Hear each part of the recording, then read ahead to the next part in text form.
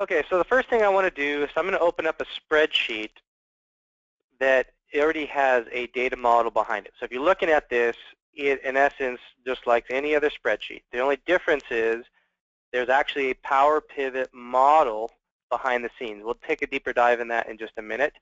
But you also notice within my Excel spreadsheet there's a PowerPivot menu option up here in the upper right-hand corner. How you get that to show up in your ribbon is if you go to File and you go to Options and you go to Add-ins and you go down here to Excel add-ins, go to COM add-ins and hit Go. You'll see here there's a Microsoft Office PowerPivot for Excel and PowerView. We're not going to spend much time on PowerView as that's the visualization capabilities that you can leverage within a spreadsheet, a workbook, but Power BI seems to be a much better place to do that type of analysis. So, really from an ad hoc perspective, most users I think will probably stick to just Excel with PowerPivot. So once you enable that and just check that box, and you do, I think there are certain levels of Office or Excel. I think you have to be at least at a professional level.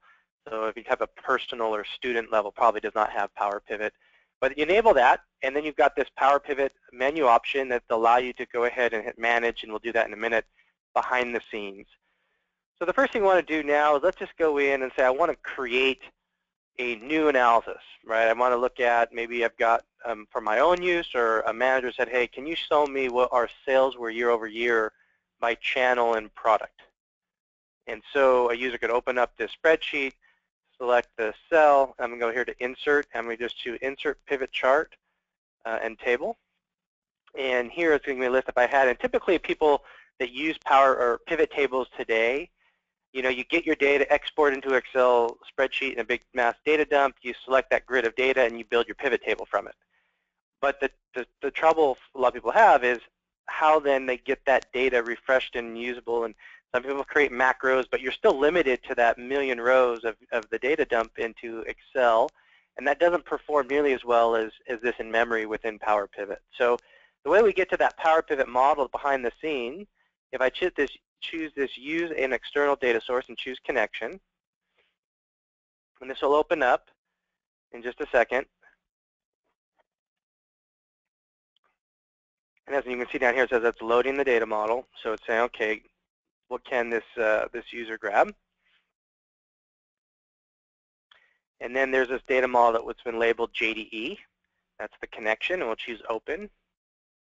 And now I'll just choose OK. And that's going to basically place this pivot table. Now, when I click on this pivot table, you'll see on the right, there's actually a lot of other folders over here that are all tailored for JDE, was already related. So looking at sales data, right, we've got some traditional sales information, but we've got some other criteria in descriptive nature around the customer.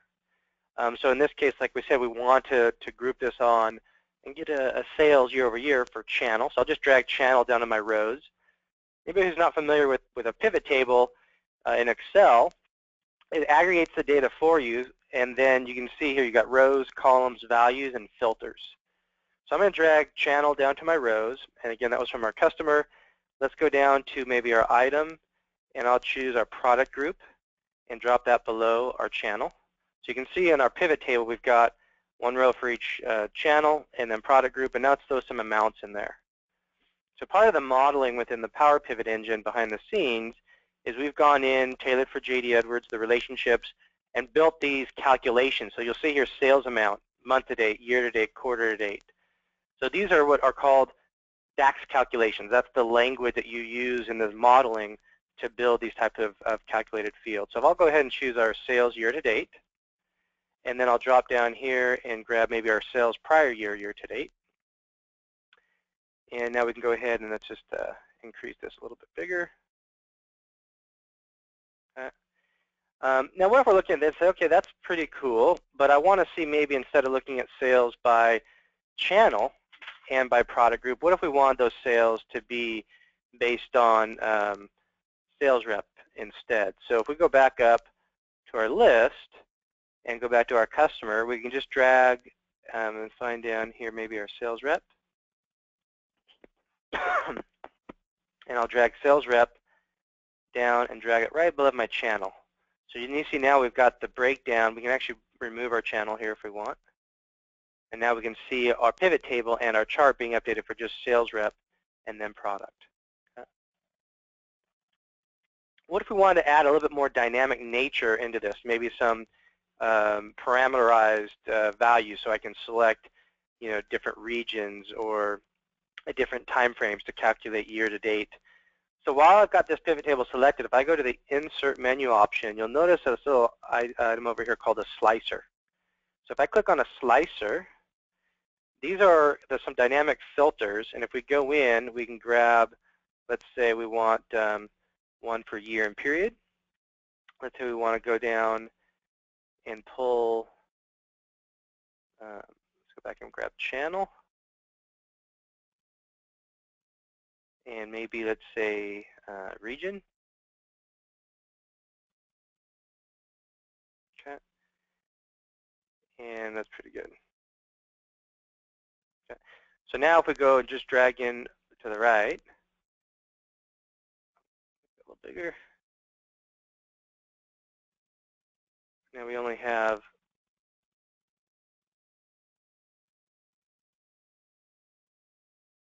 just resize these guys a tad.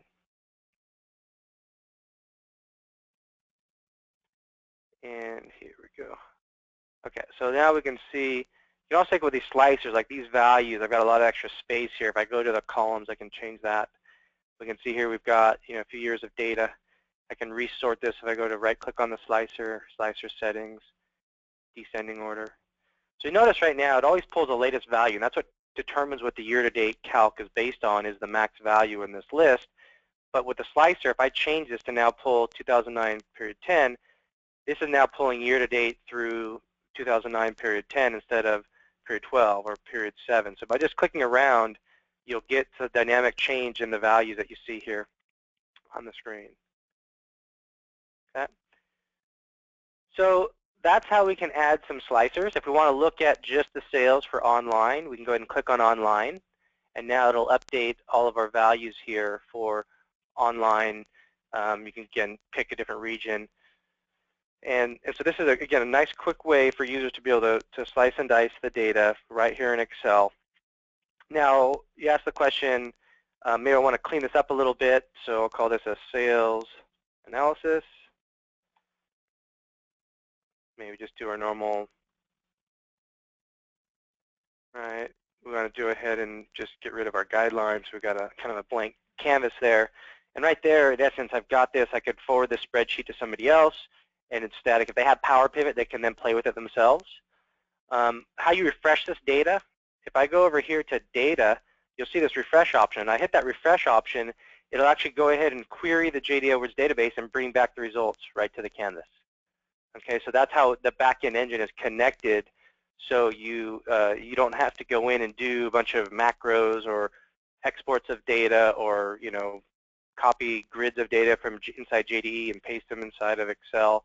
It's all automated, and we'll get back to that. Actually, we'll go there in just a minute. I want to show a couple other things. Let's say we want to look at maybe more of a trend type flavor and looking at maybe more of a cross tab as well. So if we just take this tab, and I'll take this spreadsheet, I'll right-click on this and choose Move or Copy. I'll move this to the end, create a copy. Okay. So now we're in a separate tab. I want to, let's say, move the pivot table down below and throw our chart on top of it. So I'll go up here and click on the Analyze tab and hit Move Pivot Table. And I'll, let's say, move it down here, maybe. Okay. In this case, oops, let me undo that. Just grab this whole chart, and I'll move this up a little bit, and I'll spread it across. Okay, so if we go back here, right now we still had our pivot table just like what we had from the other tab based on sales rep and then product group. Let's go ahead and add a time dimension into that. So if we go here to our calendar, and we'll grab our year quarter. I'm going to drag that above sales rep. Okay. I'm going to go ahead and just collapse that. So right now I've only got one quarter because I've got just that year period selected. So I'll uncheck that selection here. And now we can kind of see multiple years of data. If we want to just turn that chart into more of a line chart, we can see here our year-to-date trend. But for this, let's look at our trend, not year-to-date. So instead of looking at our values year-to-date, let's go ahead and look at just our total sales maybe and gross profit. So I'll go ahead and remove those fields. We'll go back up here to our sales. And you'll notice here all these naming conventions. Inside JDE, or JD Edwards, you've got the cryptic MCMCU for the business unit, and AB AN8 for the address, code, dates and decimals. So all of that's handled by our data QuickLaunch on the database and these models that we've already got canned for JD Edwards. So if I just grab sales amount and maybe look at gross profit amount, we can now see our trend. Now, the other thing that's kind of neat when you're going to do a trend is we can go do a little cleanup job here, hide all field buttons on chart. We can still go back and click on our slice and look at just central or online. But we can also go in and add what's called a timeline. Okay, so if I click on this pivot table and we go to insert, next to slicer is what's called a timeline. So if we go ahead and select our timeline, pick a date, it's got to be based on a date type field. And with a timeline, what it can do, expand that just a little bit. So it starts by, you say, okay, let's take a look at what years we want. So in this case, I want, let's just say 2008 and 2009. So it'll update just your chart just to be that. You can go and say, let's look at by quarters. So in this scenario, I want to look at just 4 quarters, so quarters 1 through 4. But then I want to look at a rolling, so I want to look at maybe quarters 2 through quarter 1 of the next year, right? Or quarters 3 through quarter 2. Or I want to look at the total of these 7 quarters or something, right? So you can go ahead and just, it goes all the way down to the months and days. What if we wanted to look at this chart not just by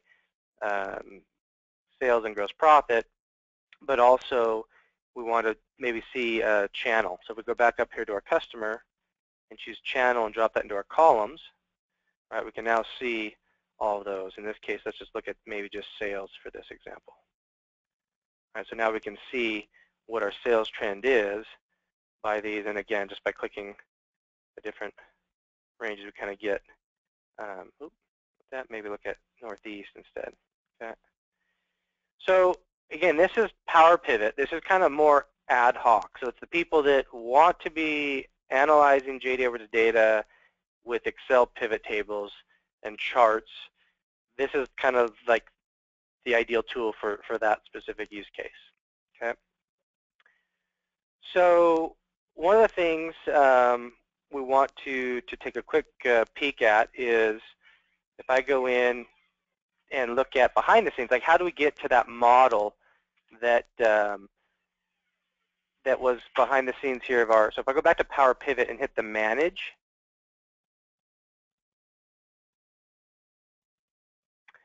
you'll see it's going to open up behind the scenes all of those.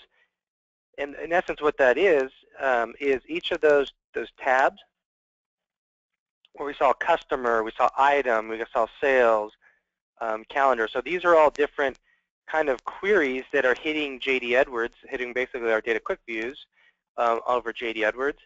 And based on that, you basically have the, let's show you the diagram. So you can relate data together. And the beauty of this is that you can pull data from JD Edwards, but you can also then pull in data that's outside of JD Edwards. It could either be in a spreadsheet, could be in an Oracle database or iSeries or any other OLEDB, ODBC compliant data source could be leveraged here. So you can see here, you can model the data together, you can join it. You'll notice up here under other data sources, so you can connect to, again, SQL Server, Azure, Access, Oracle, Teradata, Sybase, IBM, OLEDB, ODBC. You go down here, you can pull in from an Excel file. You just also grab data from, if you're using Microsoft's analysis services, that can be a data source as well, which you see here. And then what we're showing you before in those calculations is you have the ability to go in and build these types of So on here, you've got all these calcs. And so this is where we go in and you build these calculations that are driven by that calendar type date. And so this is what's called DAX. And so this is where you build, and we kind of give you with our models already these canned calculations. You can go and copy and paste and add new ones. You can kind of customize them with additional logic and business logic that you want. So again, if we call our stuff a quick launch, it's meant to be an accelerator for you to help you not have to recreate the wheel that's already been done. So that is the a quick sales example. Let's take a look at two things on the general ledger side. So if I go back here, I'll just close out of this.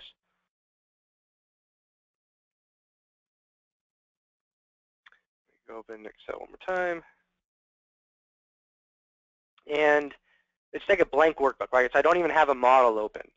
So what we did before was we actually had that was a PowerPivot model inside the back end of a spreadsheet. In this case, if I go to PowerPivot and go to Manage, you'll see there's going to be nothing there in a second. Okay, so you see this is a blank canvas. I could go in here, create a connection, add my model.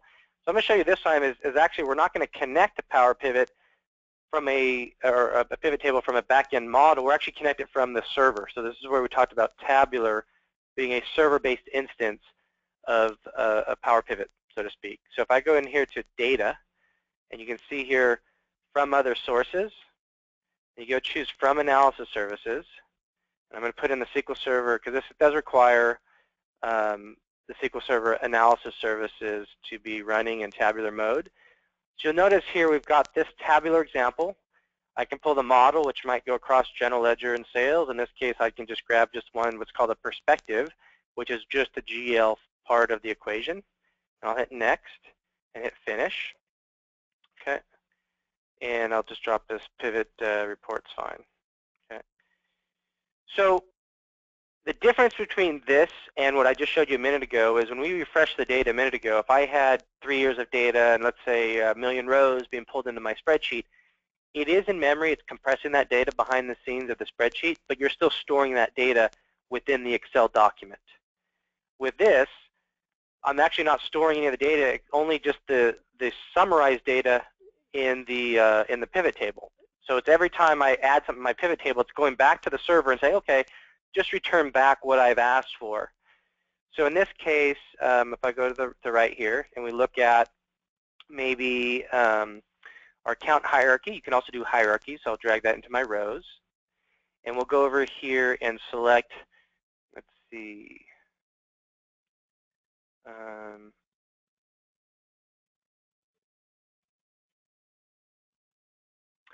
maybe our sums here. So let's look at maybe our year-to-date amount versus our budget. So I'll look at actual amount year-to-date, and I'll compare that to my budget amount year-to-date.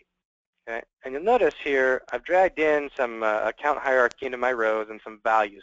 My pivot table is blank, right? And the reason for that is that, like an example of our PowerPivot model for General Ledger is we've got different calendars, and based on the different calendars, if you are a fiscal calendar or you have 5 different fiscal calendars inside of your organization, and then you also want to analyze maybe purely based on a calendar basis, we can provide that flexibility. So what I need to do here is I need to go ahead and add from our calendar my year. So I'll go down here and say, let's pick our year and our period number. Oh, I actually drag those into the rows, and I can actually see data. What I want to do, give that a second, is actually make those slicers instead. So I'm going to go ahead and remove those fields again. And while that's selected, I'll just go back to Insert, and I'll choose Insert a Slicer.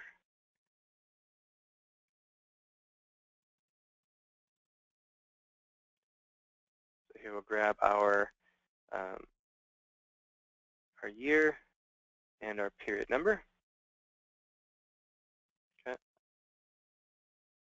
So now we can go in here, and once we pick a year, like let's say look at like 2011 or maybe 2010, you'll see we actually now have data. And because we've grabbed year to date, right, we can go in and pick maybe just period 2, and that'll calculate year to date through period 2, actual my budget. And the hierarchy, you'll notice it's kind of has a traditional account hierarchy. So we're starting at the company level. We drill within the company down to a business unit. Within the business unit, we can drill down to the object account. The nice thing is, if I click on one of these, I can right-click on a value and hit Show Details. And this will actually show you all the granular details on the general ledger or balances that make up what you see there. So if you had different invoice numbers you want to explore, different address numbers, all of that's available there with that Show Details. Okay. We also, again, as I mentioned, this has different calendars. So if you want to dynamically change the calendars that this is rolling up, we have a calendar filter. So calendar description. Okay. And this is something that I keep doing that. Sorry, I want that to be a slicer instead.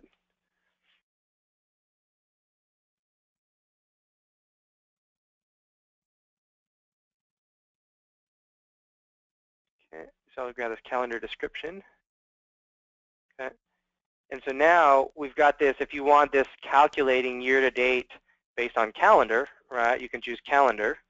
But maybe if your fiscal date pattern inside JD Edwards, like you want to actually see this dynamically calculate based on date pattern F, right, we can change that, and you'll actually see the periods would be dynamically changing. So it's not just period 1 being, it could be a January 1 pay, and for one calendar, and period 1 could be, July for another.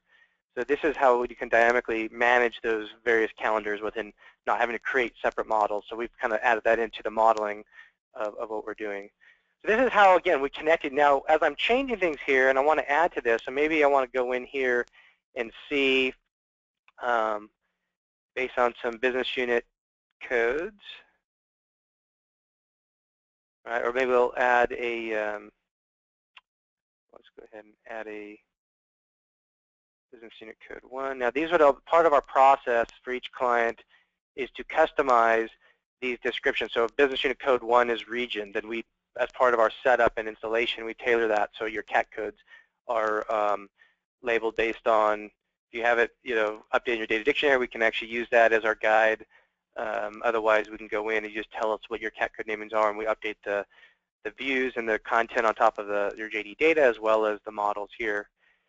So that's the going against the tabular. And so when I dragged that into the canvas, it basically reconnected to that server-based instance and brought back the data. So this is not storing. So the difference is I could save this file and it would be tiny in size. It might be kilobytes. Whereas if I actually had to pull this back in behind the PowerPivot model of my spreadsheet, it might be tens of megabytes in size. Okay. So this is just a much more if you're going to use PowerPivot on the desktop, you most likely are going to have to get to using 64-bit of Office. But if you're using Tabular like this, you can get a lot more throughput